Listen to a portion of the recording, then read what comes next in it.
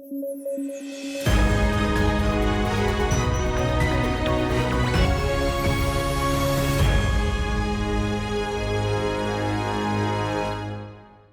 News at 9 programme में आपका स्वागत है। मैं हूं अमृत उपाध्याय। आइए जल्दी से देखें आज की हेडलाइन। देश में बाघों की संख्या में इजाफा, अप्रैल 2023 में जारी आंकड़ों में आया परिवर्तन। राज्यों में मध्य प्रदेश पहले नंबर पर। चैट जीपीटी के बाद वर्ल्ड क्वाइन प्रोजेक्ट लॉन्च, दुनिया के हर व्यक्ति को शामिल करने की कोशिश। बायोमेट्रिक डेटा हो रहा है कलेक्ट। और जी कन्नाबिरन बने एनएएसी के डायरेक्टर। यूजीसी के तहत स्वायत्त संस्थान है एनएएसी, बेंगलुरु में है इसका मुख्यालय।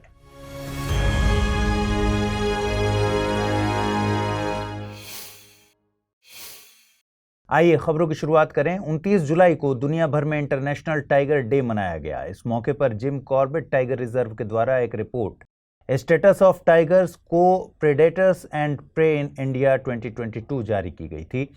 रिपोर्ट के मुताबिक 2022 में भारत में टाइगर्स की संख्या 3682 दर्ज की गई है, जो कि अप्रैल 2023 में जारी आंकड़ों में 3167 बताई गई थी। भारत में दुनिया के कुल टाइगर पॉपुलेशन का तकरीबन 75% मौजूद है। रिपोर्ट के मुताबिक देश के 53 टाइगर रिजर्व्स में सबसे ज्यादा टाइगर्स उत्तराखंड के जिम कॉर्बेट में मौजूद हैं। दूसरे और तीसरे नंबर पर बांदीपुर और नागरहोल का स्थान आता है। सबसे ज्यादा टाइगर्स की संख्या मध्य प्रदेश में दर्ज की गई है। उसके बाद कर्नाटक, उत्तराखंड और महाराष्ट्र का स्थान आता है। तकरीबन 1/4 टाइगर्स संरक्षित क्षेत्र के बाहर दर्ज किए गए हैं। आपको बता दें कि 29 जुलाई 2010 को रूस के सेंट पीटर्सबर्ग में इंटरनेशनल टाइगर समिट आयोजित की गई थी। इस मौके पर 13 टाइगर रेंज के देशों ने 2022 तक बाघों की संख्या दोगुनी करने का संकल्प लिया था। इसे T2 यानी टाइगर टाइम्स 2 नाम दिया गया था। इस दौरान की गई सेंट पीटर्सबर्ग घोषणा बाघ संरक्षण से संबंधित है। साल 2010 में वैश्विक स्तर पर बाघों की संख्या केवल 3200 रह गई थी। 13 टाइगर रेंज देशों में Bharat, Bangladesh, Nepal, Bhutan, Vietnam, Myanmar, Laos, Cambodia, Thailand, Malaysia, Indonesia, चीन और रूस शामिल हैं।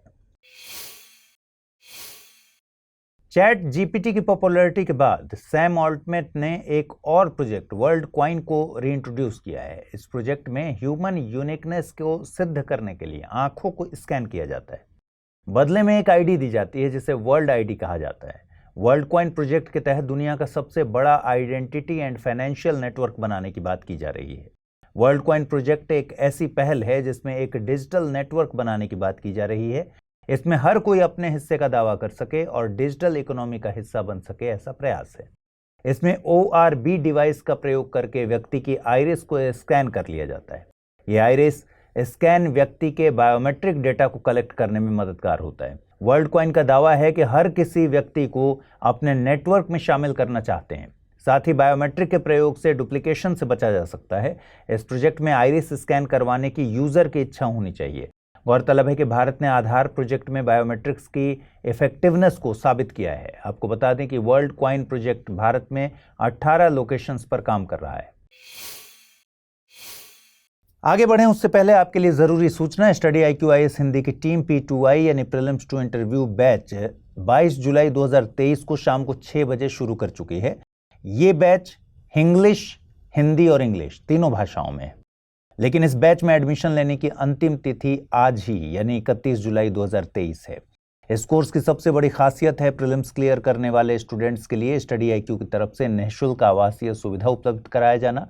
इस दौरान आपके मेंस की पूरी तैयारी कराई जाएगी। इंटरव्यू के लिए भी आपको तैयार किया जाएगा। डेफ का 1-to-1 एनालिसिस किया जाएगा। कोर्स में डिस्काउंट हासिल करने के लिए आपको अमृत लाइव कोड यूज करना होगा। इससे ये कोर्स आपको केवल 29,999 रुपए में हासिल हो सकेगा। कोर्स के संबंध में ज्यादा जानकारी चाहिए तो डिस्क्रिप्शन बॉक्स में दिए गए लिंक पर क्लिक कर लीजिए। जी कन्नाबिरन को NAAC यानी national assessment and accreditation council का निदेशक यानी डायरेक्टर नियुक्त किया गया है। NAAC UGC के तहत एक स्वायत्त संस्थान है। भारत की शिक्षा व्यवस्था दुनिया में बड़ी शिक्षा व्यवस्थाओं में से एक है, लेकिन देश की उच्चतर शिक्षा व्यवस्था में गुणवत्ता के स्तर पर समस्या बनी रहती है। इसी के मद्देनजर राष्ट्रीय शिक्षा नीति 1986 और प्रोग्राम ऑफ एक्शन 1992 में NAAC के गठन की बात कही गई थी। NAAC को साल 1994 में UGC के तहत एक स्वायत्त संस्थान के तौर पर गठित किया गया था। इसका मुख्यालय बेंगलुरु में है। इसका मकसद उच्च शिक्षण संस्थानों में क्वालिटी एश्योरेंस को एक इंटीग्रल पार्ट यानी एकीकृत हिस्सा बनाना है। एनएएसी जनरल काउंसिल और एग्जीक्यूटिव कमेटी के जरिए काम करता है। यूजीसी के अध्यक्ष ही एनएएसी की जनरल काउंसिल के अध्यक्ष होते हैं। आपको बता दें कि आज़ादी के बाद साल 1948 में डॉक्टर एस राधाकृष्णन की अध्यक्षता में यूनिवर्सिटी एजुकेशन कमीशन का गठन किया गया था। इसमें यूनिवर्सिटी ग्रांट कमीशन को यूनाइटेड किंगडम के मॉडल पर गठित करने की बात कही गई थी। 28 दिसंबर 1953 को मौलाना अबुल कलाम आज़ाद के द्वारा यूनिवर्सिटी ग्रांट कमीशन का शुभारंभ किया गया। हालांकि आधिकारिक तौर पर इसका गठन नवंबर 1956 में संसद के एक एक्ट के द्वारा सांविधिक संस्था के तौर पर किया गया था। इसका मकसद उच्च शिक्षा में गुणवत्ता वाली शिक्षा को बढ़ावा देना है। यूरोपियन यूनियन ने अफ्रीकी देश नाइजर से सभी तरह के सुरक्षा सहयोग को समाप्त कर दिया है। दरअसल अफ्रीकी देश नाइजर की सेना ने तख्ता पलट कर दिया था। जनरल अब्दुर्रहमान तिब्यानी को विद्रोही सैनिकों ने अपने नेता के तौर पर घोषित किया था। छोटे से इस मुल्क में हुए तख्ता पलट में पश्चिमी देशों द्वारा रूस का हाथ बताया जा रहा है। सेना ने लोकतांत्रिक रूप से निर्वाचित राष्ट्रपति मोहम्मद बजौम को हिरासत में ले लिया है। अमेरिकी विदेश मंत्री एंटनी ब्लिंकन ने राष्ट्रपति मोहम्मद बजौम की तत्काल रिहाई की मांग की है। इसके अलावा देश में लोकतांत्रिक व्यवस्था बहाल करने की मांग की गई है। आपको बता दें कि नाइजर पश्चिम अफ्रीका में स्थित एक लैंडलॉक्ड कंट्री है। नाइजर सहारा मरुस्थल के दक्षिणी किनारे पर स्थित है। वो अपनी सीमा Libya, Algeria, Benin, Nigeria, Burkina Faso, Mali और चाड से साझा करता है। नाइजर यूरेनियम का 7वां सबसे बड़ा उत्पादक है, इसलिए यहां हुआ तख्ता पलट दुनिया में चिंता का विषय बना हुआ है। आइए अब जल्दी से देखें आज क्या है रैपिड न्यूज में खास। नेशनल क्राइम रिकॉर्ड ब्यूरो ने देश से महिलाओं और लड़कियों के मिसिंग होने का डेटा जारी किया है। ये आंकड़े 2019 से 2021 के हैं। इस दौरान देश से तकरीबन 10,61,648 औरतें मिसिंग हैं। अकेले 2021 में 18 साल से ऊपर की 3,75,058 वुमेन गायब हैं। मध्य प्रदेश और महाराष्ट्र दो ऐसे राज्य हैं जहां से इस दौरान सबसे ज्यादा औरतें गायब हुई हैं। 31 जुलाई को भारत के महान लेखक मुंशी प्रेमचंद की जयंती मनाई जाती है। उनकी रचनाओं में गोदान, गबन, निर्मला, कफन, नमक का दारोगा, ईदगाह और कर्मभूमि अहम है। उन्हें उपन्यास सम्राट के तौर पर जाना जाता है। उन्होंने अपनी लेखनी के जरिए गरीबों और शहरी मध्य वर्ग की समस्याओं पर प्रकाश डाला। भारतीय मूल की निशा बिस्वाल को यूएसए के इंटरनेशनल डेवलपमेंट फाइनेंस कॉरपोरेशन की डेप्यूटी चीफ एग्जीक्यूटिव ऑफिसर नियुक्त किया गया है। वे वर्तमान में यूएसए चैम्बर ऑफ कॉमर्स के international strategy and global initiative के लिए सीनियर वाइस प्रेसिडेंट के पद पर थी। 1 अगस्त को प्रधानमंत्री नरेंद्र मोदी को लोकमान्य तिलक नेशनल अवार्ड से नवाजा जाएगा। 1 अगस्त को लोकमान्य बाल गंगाधर तिलक के पुण्यतिथि के मौके पर यह पुरस्कार दिया जाएगा। इस पुरस्कार को तिलक स्मारक मंदिर ट्रस्ट के द्वारा दिया जाता है। पुरस्कार से पूर्व में इंदिरा गांधी, अटल बिहारी वाजपेयी, मनमोहन सिंह, शरद पवार और साइरस पूनावाला जैसी हस्तियों को नवाजा जा चुका है। आइए देखते हैं अब आज के बुलेटिन पर आधारित क्या प्रश्न बन सकते हैं। पहला प्रश्न है, देश में सबसे ज्यादा बाघ किस टाइगर रिजर्व में पाए जाते हैं? नागरहोल, बांदीपुर, जिम कॉर्बेट या फिर बांधवगढ़?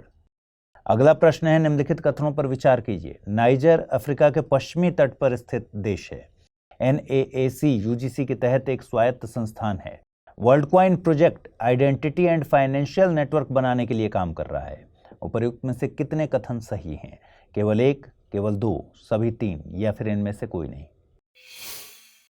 आइए अब देखते हैं कि पिछले बुलेटिन में मैंने आपसे क्या सवाल पूछे थे और उनके सही जवाब क्या हैं। पहला प्रश्न था, पारकाचिक ग्लेशियर निम्नलिखित में से किस राज्य या केंद्र शासित प्रदेश में स्थित है? लद्दाख, जम्मू कश्मीर, उत्तराखंड या फिर हिमाचल प्रदेश? सही जवाब है इसका ऑप्शन ए यानी लद्दाख। अगला, निम्नलिखित कथनों पर विचार कीजिए। हेपेटाइटिस लीवर की सूजन से संबंधित है। यह वायरस से होने वाला रोग है। हेपेटाइटिस ए और बी दोनों के लिए वैक्सीन मौजूद है, लेकिन सी के लिए नहीं है।